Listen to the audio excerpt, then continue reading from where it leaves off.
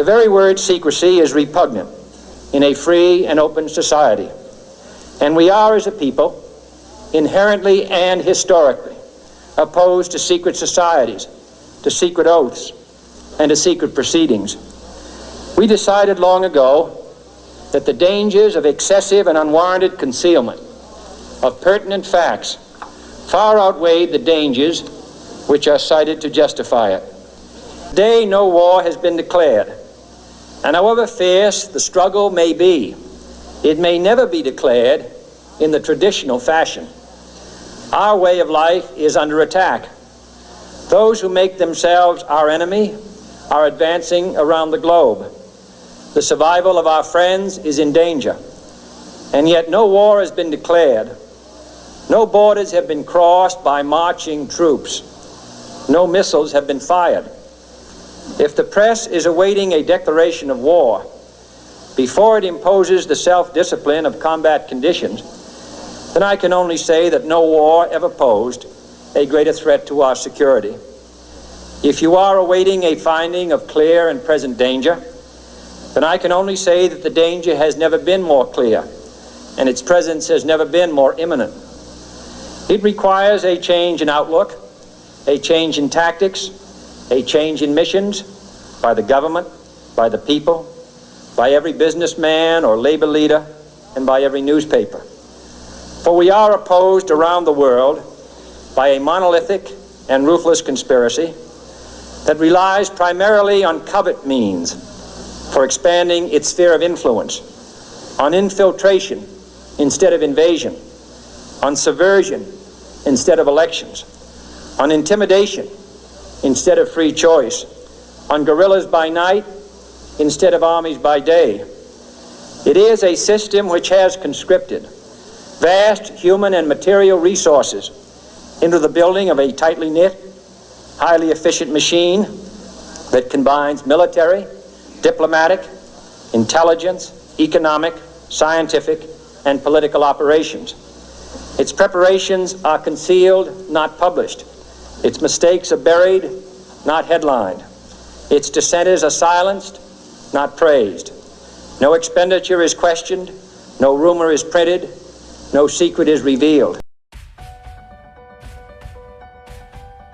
Formerly acknowledged as the Star of David, the move to adopt this symbol for the flag of Israel angered many Jews who realized that the symbol is in fact not the Star of David, but a hexagram symbol that was used in the ancient mystery religions.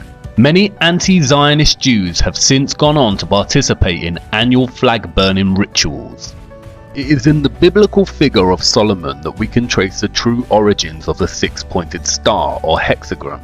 Solomon called the star the talisman of Saturn, or what became known as the Seal of Solomon. As we see, the bull's head is enclosed in a six-pointed star and surrounded by the letters composing the name Remphan, the planetary genius of Saturn, according to the alphabet of the Magi. The bull represents Moloch worship, which we will look at shortly, but first we need to examine two passages from the Bible that provide more detail on Solomon. Kings 11, 1-5 in the Bible features this passage. But King Solomon loved many foreign women, as well as the daughter of Pharaoh, women of the Moabites, Ammonites, Edomites, Sidonians, and Hittites, from the nations of whom the Lord had said to the children of Israel, "You shall not intermarry with them, nor they with you. Surely they will turn away your hearts after their gods." Solomon clung to these in love, and he had 700 wives, princesses, and 300 concubines, and his wives turned away his heart.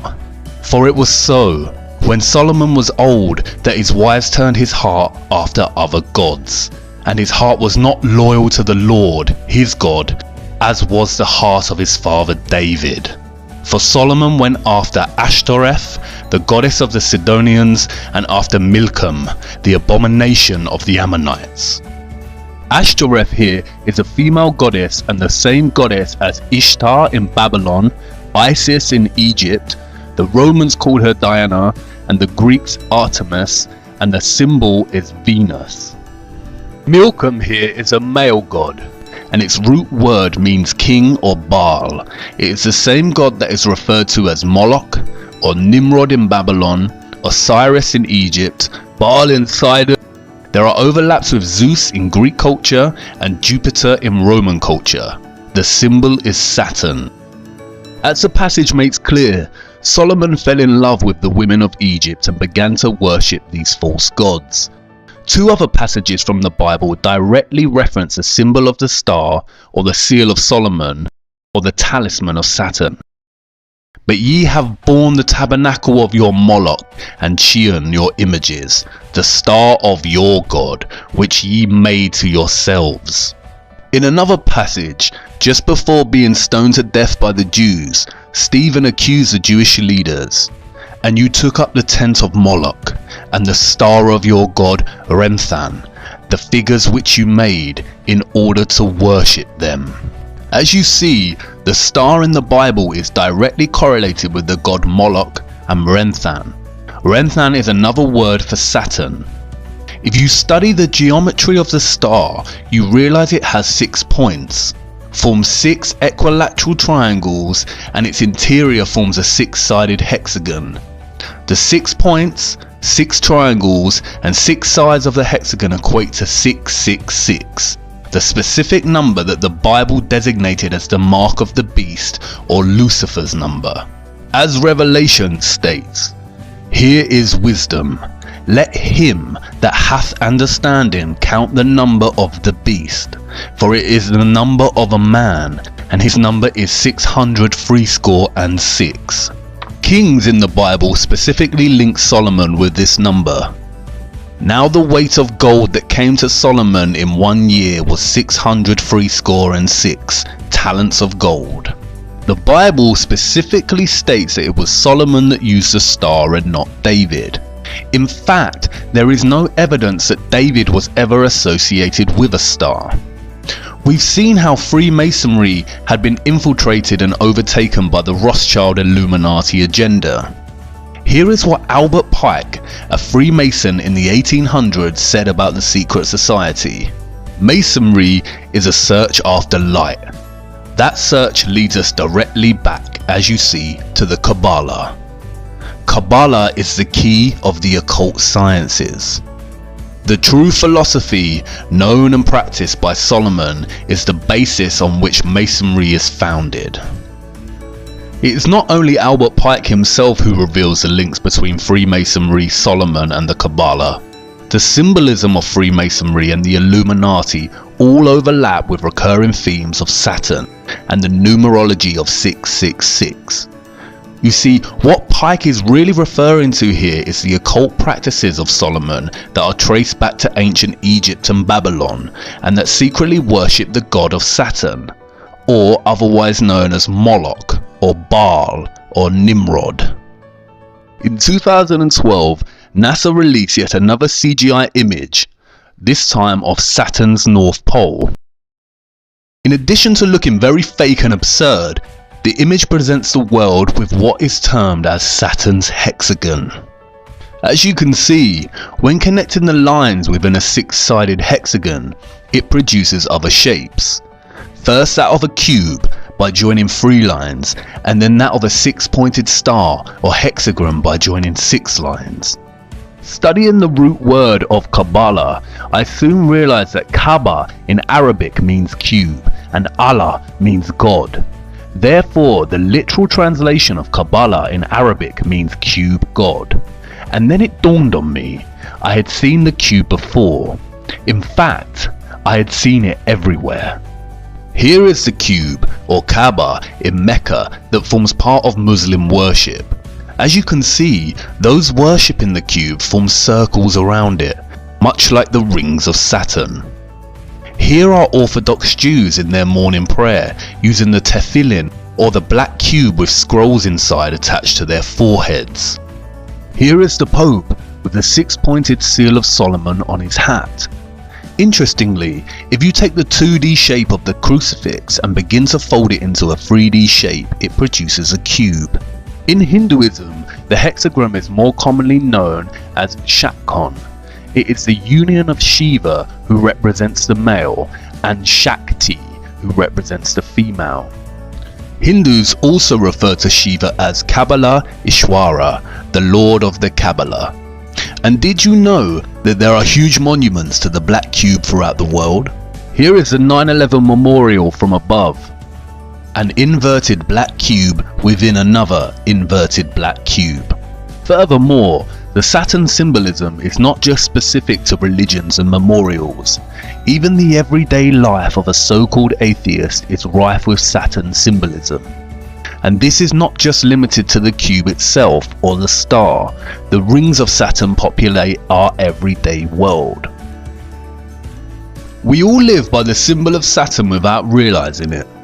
The symbol of Saturn is inextricable from the number 6. Saturn is the 6th planet from the Sun in the heliocentric model. Also, Saturn Day, or what we now refer to as Saturday, is the 6th day. If you look closer at the Freemason square and compass, it is indeed a broken 6-star hexagram. When linking the letters that spell Mason on the $1 bill, you get a 6-pointed hexagram with the Eye of Providence, or the Eye of Horus, specifically highlighted. Horus, again Egyptian gods. Saturn has also become inextricable with Satan or Lucifer. As Manly P. Hall writes, Saturn has also been associated with Satan, and this for numerous reasons. First, many authors argue that the word Satan is derived from the word Saturn.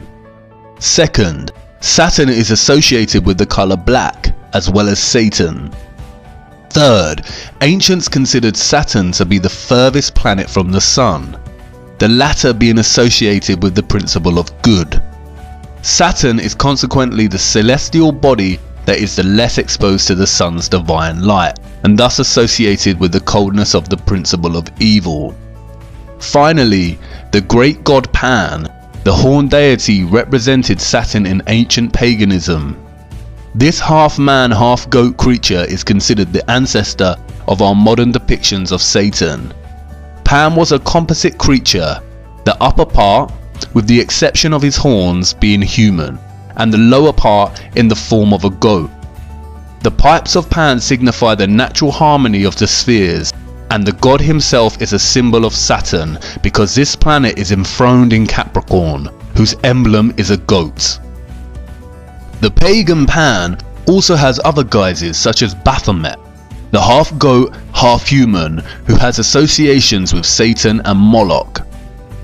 Like Saturn, Illuminati Freemasonry symbolism is prevalent throughout our society in the form of corporate logos and, as Albert Pike said, Freemasonry is the following of the philosophy of Solomon. It is also inextricable from the symbolism of Satanism. Here are some of the most recognized corporate logos we come across in our society today. Rebranding of old Masonic symbols and the emphasis on 666. 666, or the mark of the beast, is repeated throughout corporate symbolism. For instance, World Wide Web, or WWW in Jewish gematria, is 666. It is also used for the logo of the Monster energy drinks. It is also a recurring motif along with the single one eye of Providence. Many celebrities and politicians have been photographed making the 666 hand sign around the eyes. The sign forms a 6 and the 3 fingers indicates 3 score, or in other words, 666. Zechariah 11:17 mentions the eye in specific reference to straying from God and into Satan worship. Woe to the idle shepherd that leaveth the flock. The sword shall be upon his arm and upon his right eye. His arm shall be clean dried up, and his right eye shall be utterly darkened. And as we see again, many celebrities and famous people covering one eye, a gesture paying homage to the Eye of Horus, the Eye of Providence, and the darkened right eye of Satan. We also see many make the Horn of Canuto hand sign representative of Satan.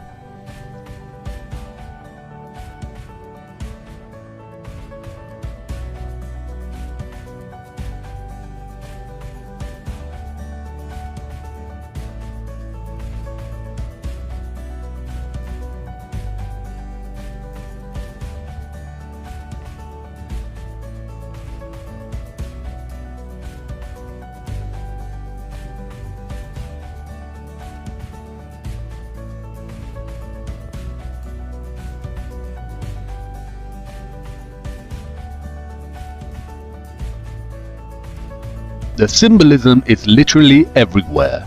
For instance, why does the Vatican's hall look like a serpent? What are the dark serpent-like figures behind the throne? And why was the Vatican's telescope initially named Lucifer? I could go on and on about the abundance of satanic, Saturn symbols in our culture, from the prevalence of Egyptian monuments to secret gestures such as the vow of silence and the Masonic one hidden hand. But I think you get the point, and there is a wealth of information out there if you want to pursue your own research. This video is only supposed to be a very basic overview of this type of symbolism. It becomes confusing because the same symbol of Saturn or Satan keeps appearing in different eras and cultures under different guises. Much like Bauer changed his name to Rothschild, the worship of Saturn has undergone so many different iterations and changes that it becomes difficult to track. I feel that this is deliberately so. And this is the point.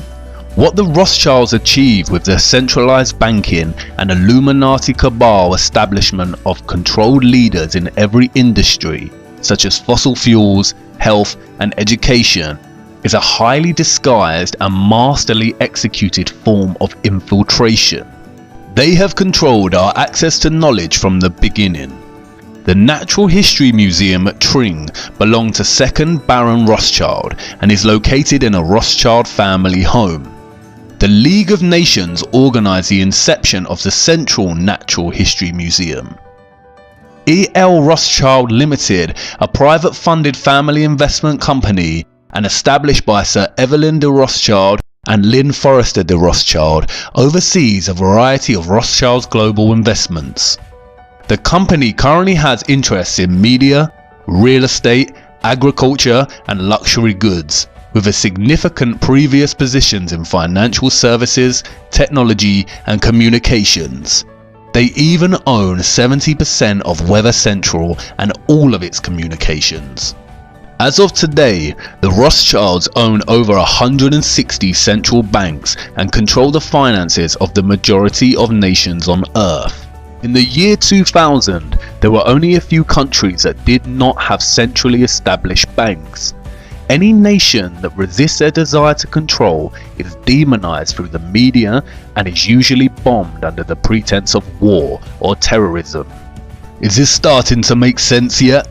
As we saw in the previous episode, all wars are deliberately choreographed, as are all politics. The opposing forces of the political left and right is all theatre to produce the illusion of choice. They are all players on the world stage whose autonomy and real governing power is limited by the elite powers such as the Rothschilds. It is the same with corporations, products and the media.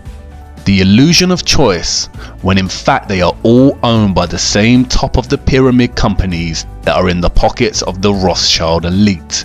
You can discover this yourselves by just following the money.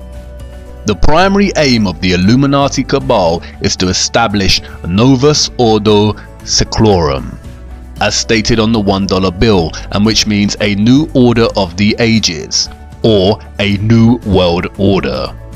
The agenda of this order is to establish a globalist one world government, with a world military, centralized banking, health, education and religion. Here we can see the former Israeli president Shimon Peres, a Rothschild puppet, meeting with the Pope to discuss uniting all religions under one world religion. And I can bet you that the one world religion would carry the symbol of Saturn. Again, I will not go into much depth about globalism and the New World Order agenda. There is a wealth of material on the internet if you are interested. The Rothschilds and the Rockefellers are just one of the many governing cabal elite families that run and rule our world. Doing justice to the complexity of this would require its own video series. My main objective is to give you a brief overview of the Rothschilds power complex and its grip on our world, and to show you the prevalence of satanic symbolism that stems from this power complex, as it is the key to understanding the lie behind the heliocentric model of the Earth, and why they would deliberately hide that our Earth is a flat, disc-like plane. Despite being studied and used by different Jewish sects today, the Kabbalah is not exclusively Jewish. It has ties that go beyond Judaism. Jewish mysticism originated with the apostate Israelites and ancient Egypt and Canaan during the time of the serpent religions of the Ammonites, the Canaanites and Egyptians, all of which trace back to Babylon. And, as I have shown you, this is evident in the symbolism. Does this mean that Orthodox Kabbalah Jews secretly worship Saturn or Satan? No. What the Rothschilds and their puppets have successfully achieved is a worldwide worship of Saturn or Satan in its various guises through deception and infiltration without the world knowing it. I am not suggesting that Jews in general worship Satan, especially in their study of the Kabbalah, nor am I suggesting that Muslims in their prayer to the Kaaba or Catholics visiting the Vatican are Satanists. I am showing you that without actually knowing it, we are all in some way giving our energy and worship to this satanic lineage without realizing it. Even if you're an atheist, the black cube and Saturn rings are so prevalent in your life you may wear clothing with the symbolism on without even realizing. It is now important to return to the Big Bang. As I mentioned in the previous episode, the Kabbalah Ein Sof provides us two conclusions: that either the Big Bang has proven the Kabbalah and its teachings, or that the Big Bang theory was stolen from the Kabbalah. But you see, perhaps there is an even more sinister conclusion behind this. Perhaps, just perhaps, modern Kabbalists, or more specifically the Illuminati Freemasonry satanic complex, have figured out a way to force their beliefs onto others by renaming their views as science. Perhaps atheism is not atheism at all, but a deceptive form of Saturn worship, which encourages people to forsake the idea of God and creation and adopt randomness, nihilism, or the idea of nothingness, and is achieved through none other than widespread institutional control and infiltration of the sciences via the Rothschilds, Rockefellers, and other puppets. And when met with any opposition is shame from the so-called scientific community. In a nutshell, atheism legitimized coincidence. What about all the central scientific figures supporting the heliocentric model and the theory of the Big Bang? Well, here is a photo of Zionist Albert Einstein dining with Lord Rothschild. Isaac Newton was a Freemason and had a keen interest in the occult.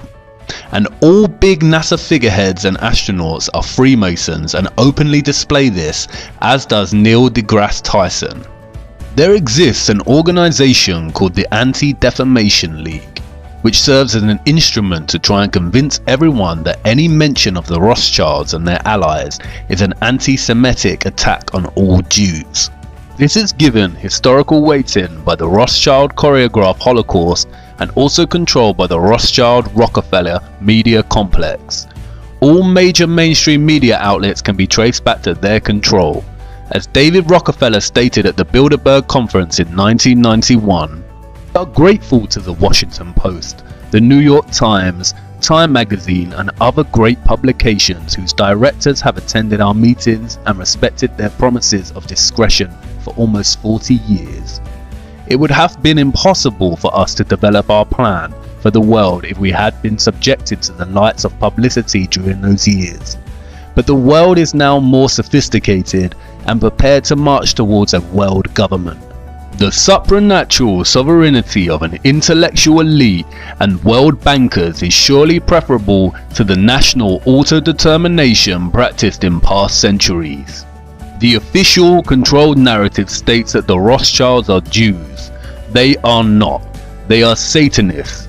Satanism is the hidden religion that rules the world, and its presence is so prevalent and insidiously woven into the fabric of our everyday lives it is shocking. Its method of control primarily centers around deceit. Just as the Mossad phrase states, by way of deception, thou shalt do war. And I want you to really marinate on this.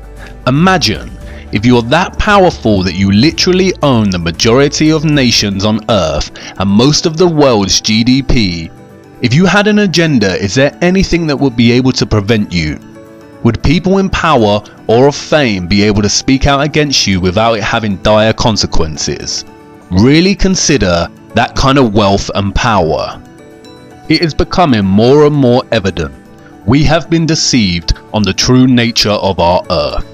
And I understand that what I am telling you probably sounds just as ludicrous and ridiculous as when I first mentioned that the Earth is flat. And I know you are on the brink of turning this off and writing it off as garbage conspiracy theory. But let me tell you this, conspiracies are real. It's the lack of evidence that makes them a theory. Stay with me. As I said before, you cannot tell people the truth, you must show them. Do not take my word for it. I cannot just make claims that there is an elite body of people that worship Satan and have operated throughout time by deceiving the common people as to the true nature of the world, and that they have full control over all the information we receive. Prevalent Satan symbolism and the history of the Rothschilds is not enough proof or evidence. If Satanism is real, then I need to show you the true evil of such worship before I show you what they are covering up with NASA. Come with me now to part 7. We are nearly through this rabbit hole.